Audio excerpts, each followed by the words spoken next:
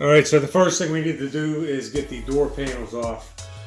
Luckily for me, I've already had these panels off whenever I was doing the carbon fiber trim pieces here. So I just simply set it back onto the frame to give you an idea of what we need to do to get this panel off. The first thing that you need to do is take this small triangle piece off up in the top right corner. And this simply is just friction fit. It'll just pull right out. And you can see there's a small clip to where it goes into the designated hole, and just like I said, it's a friction fit. So go ahead and take that piece off. And then secondly, there's a small oval placard indicating the SRS, or the airbag system, air safety system. And this piece needs to come off, and it comes off simply just by rotating counterclockwise, pulling out. And then behind that placard, inside this hole, there's a Torx inside of here. And you're going to need a small extension to get in this hole. It's about 2 inches recessed into the door to be able to get to this Torx. And go ahead and unscrew that, take that out. And next, on the side of the door, there's an aluminum plate that houses 1, 2, 3, 4, 5, 6 Torx. They're small, I'm not sure the exact size, it might be a T10. You want to go ahead and unscrew all 6 of those, take them completely out, and then this panel will come off. Real simple. That's it. Like I said, it is a nice piece of, like I said, aluminum, it's not plastic. And keep it surprising. So go ahead and take that off. And then next, you want to get yourself some type of pry tool, an interior trim, tool removal. If you have like a paint stick or a big flat blade screwdriver or something of that nature, get yourself one of those. And then there's, I believe, 1, 2, 3, 4, 5, 6, 7, 8, approximately 8 push pins or push rivets that go around the perimeter of the door that are now holding it on. And you want to get your trim tool and put it between the actual panel and the frame, metal frame. You just push outwards, pry those away. Do one at a time. Start in the top left corner, just work your way around until you get to the other side. Like I said, just put it in between, pull it back, and you'll be able to hear those push pins or rivets pop out when you get to each one. If you get down on the ground and lay down, look underneath of the door, you can pull back enough to where you can see each one of the push pins or rivets and where they're located, and get your tool right up against, it, so it's basically touching it, and then put your leverage on that and push there. That helps to not break those rivets. If you do it too far away, it can rotate them enough to where it will break them. So make sure you get right next to them whenever you're pushing them out. And then once that's done, you can now try to begin removing the door. This is a little bit tough to get off. You want to start from the bottom down here, and you're going to want to pull upwards in an upwards motion. And then just pull straight up towards the ceiling, and that'll lift off. And I'm not sure I'm going to be able to show you exactly this angle. But there's a cable here in my left hand, which I'm holding right now, that goes into the back of the door, which is the release for the pull handle on the door here. And there's a small plastic slide that it goes through. You can just go ahead and pull that out. So sorry I can't show you the angle, but it's really easy to do. And that just simply comes out. So now that's out. And basically what you'd be left with now, if this panel wasn't already off, is this loom of wiring here for all the associated stuff. And that all just plugs in to this module here. I'm not sure you'll be able to see it on camera, but on this module it actually is labeled, color-coded. We have white, white, blue, blue, and the black one doesn't have a color just because it's black. But you'll be able to tell where these go back into. They only go into one slot whenever you're putting this door panel back on. So you can't get it confused or backwards. It's impossible. So go ahead and unplug all of these cables in, and then you'll be left with just the door panel, which you can go ahead and put out of the way.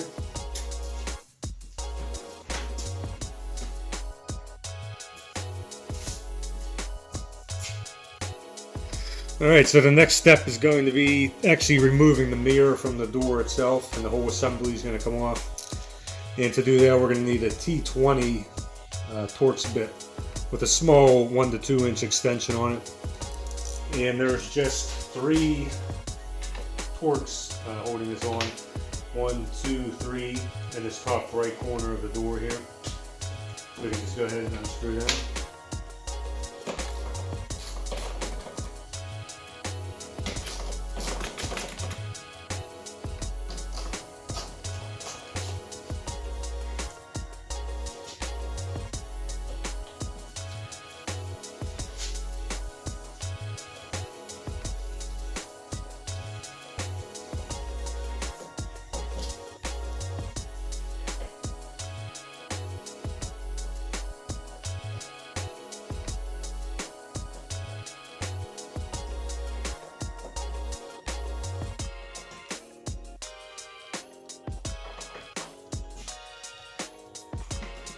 And be careful when you're undoing the last Torx holding this mirror on, because it will want to fall off because there's nothing else holding it to the door now.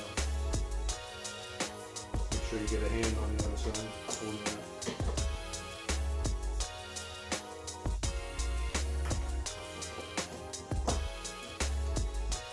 Okay, so that's all 3 of those out.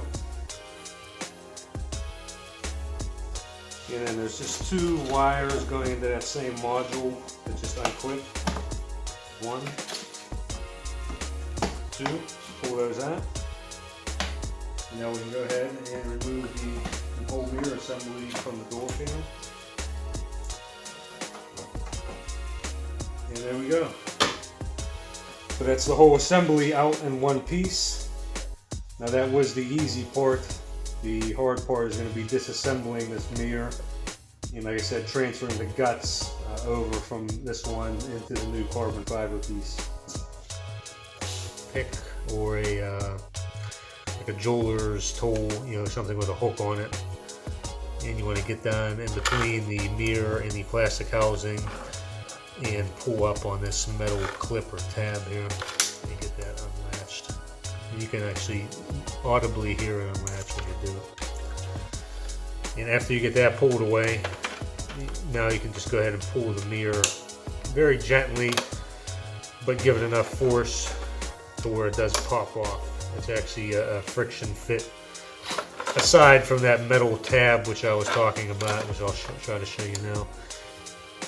This is the tab right here, which you want to get your pick in and then pull upwards, and that'll release the safety latch here.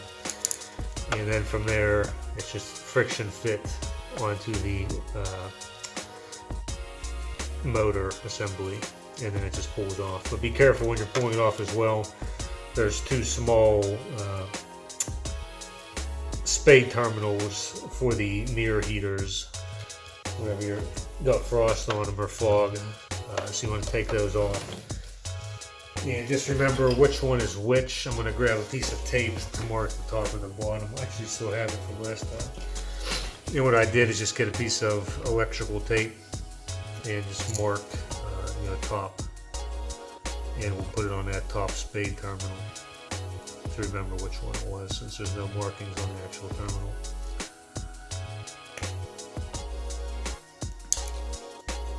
Let's see.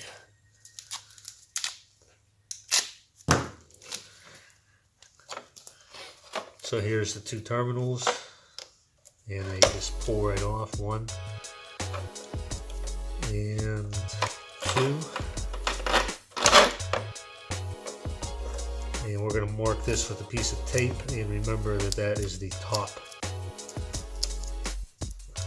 And I got a marker here, so I'm going to write T on it for top.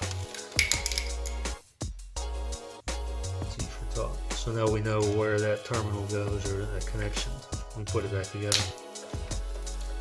And there's also a small connection here. I'm not sure what this is for, to be honest. It wasn't on the passenger side. Remember that these wires are pretty old. This is an older car, so you don't want to pull on anything too hard by the wires themselves and risk breaking it. Okay, so that connection is now pulled out, and it's just the mirror assembly by itself. as you can see here. And we can put that in a safe place where you're not going to step on it while you're finishing this up.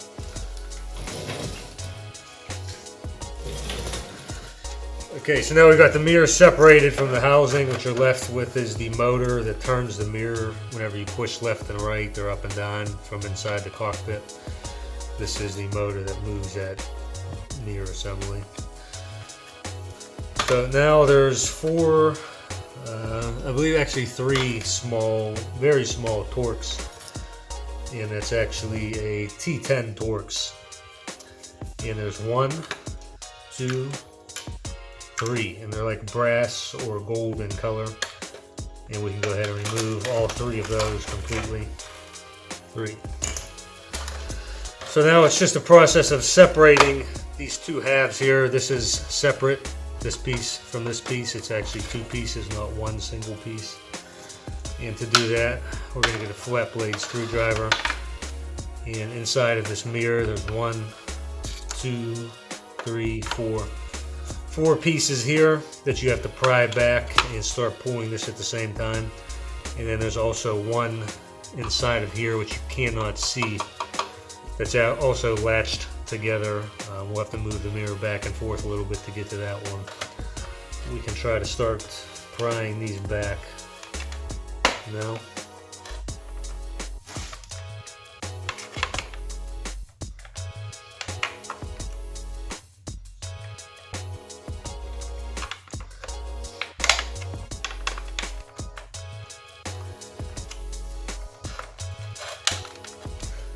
Like I said, getting this assembly off of the actual door panel itself is the easy part. Getting this apart is a little difficult. This old light, like I said, just snaps in place. And to get that off, once you start prying these two pieces apart, you'll be able to just pull this out and it just separates from the housing. Go ahead and set that off to the side as well. This is the one I was talking about that you could not see before because the mirror was in its unfolded position. And if you fold it outwards, you can get to it and it just unclips and you can move it away.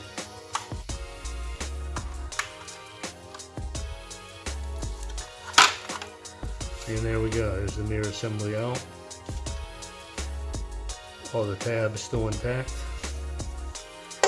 So we'll go ahead and place this outer shell now out of the way. And now we're left with this portion of the light.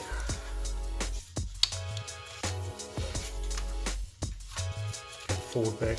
This is really a big strong spring. I don't know if you could see this inside here. Is a mechanism that locks it in place, and you have to put some force on it to get that to change direction for how strong or tension that spring is.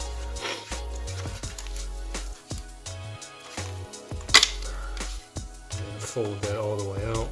Now this piece should come off.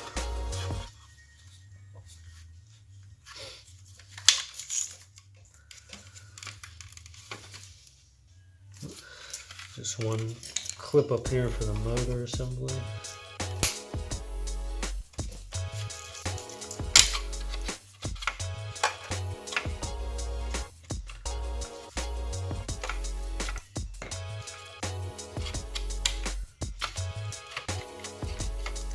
And then also one on the inside here, which you couldn't see before until you separated the two halves. Again, push that one in, and there we go. So this is the other half of the outside mirror assembly, which we're not going to use. Put that to the side. And now we're left with the two pieces of which we actually care about for this install. It's just the motor assembly and then the shell on the outside of the door frame here. Alright, so let's go ahead and get the carbon piece now. And we'll put the wire or the coupler in. And we'll be able to start do the install. Here's that puddle light assembly, or that light that I was telling you about before, which I'm not going to use. You can see here. Comes with a decently long wire, so what I did is just get a small wire tie or zip tie and zip that together, keep it out of the way since we're not going to be using it.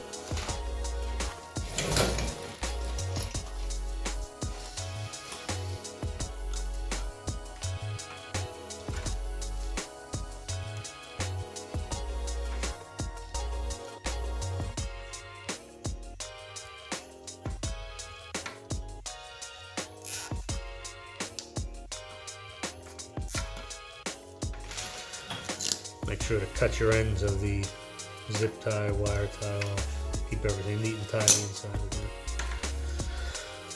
there. Alright, so now we can go ahead and plug the adapter cable that comes with the light kit into the pre-installed wire, which correlates to the turn signal light right here. And just put both ends together.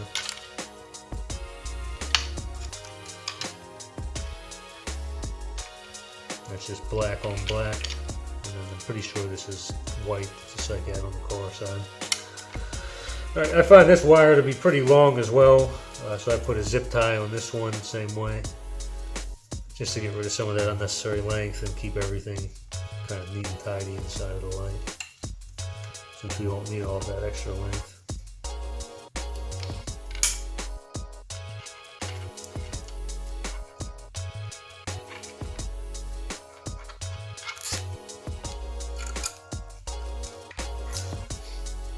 Cut that excess away. Alright, so now we can put the two halves of the carbon light together, snap them in place. You can't have both pieces already ready to go. I forgot that I started with the passenger side, but I realized that was the wrong light and I had to go back and get it. And I've already disassembled this. Whenever you take these out of the box, it's going to come with these two pieces put together already. And there is 3 screws, 1, 2, 3, and then it's, I believe, 2 clips or friction fit clips that you have to take apart. And then these 2 pieces will come away, which leaves you with the 2 halves. Like I said, in the box, this is already pre-installed or ready to go. But you have to take it apart in order to install it. So go ahead and separate those 2 pieces, which leaves you with the inside portion here, the outer shell. And we're going to go ahead and connect these 2 wires here, or 2 pieces. This is the adapter wiring piece that they give you, and this is where the original turn signal light would have pushed into. And you can only install this one way. It's beveled on the bottom, square on the top, so you can't goof that up. And then go ahead and slip this outer cover back on. And I had trouble getting this outer cover on originally. This may take a minute or two. You have to really have it in the right position. We'll go ahead and move it to the outmost position, or pushed back, to allow access to this inner push tab, which we need. Make sure you keep all of these original wires out and away from anything whenever you're pushing these 2 pieces together, and make sure they don't get crimped or pushed into the wrong spot. You don't want to have to do this twice. So then we got the outer shell to the carbon light, which we're going to stick on to the inside piece. Make sure everything lines up when you're doing this. We got the 2 halves back together. And we want to get the 3 screws that you took out of this originally to separate it, to put it back together, which I got right here.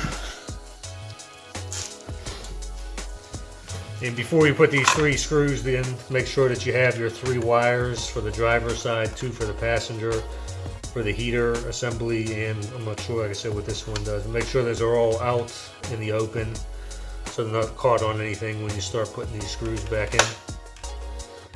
And the assembly is just going to be the same way that you took it apart. Just drop the 3 screws back into their, or I'm sorry, Torx into their slots. And these are those smaller T10 size ones. And then we're going to go ahead and tighten those all back up. Once you're confident you got all 3 of those nice and tight, we're pretty close to being done.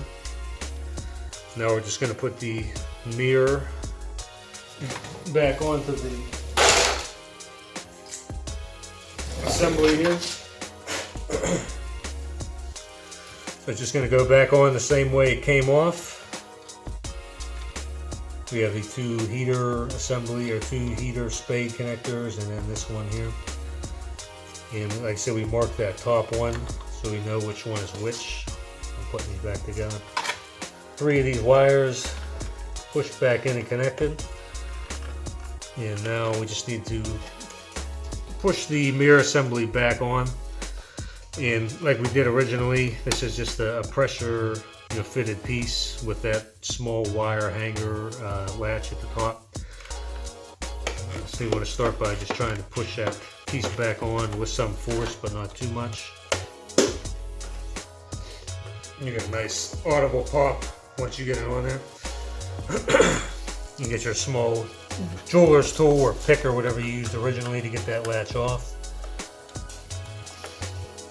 And we're going to push it back on.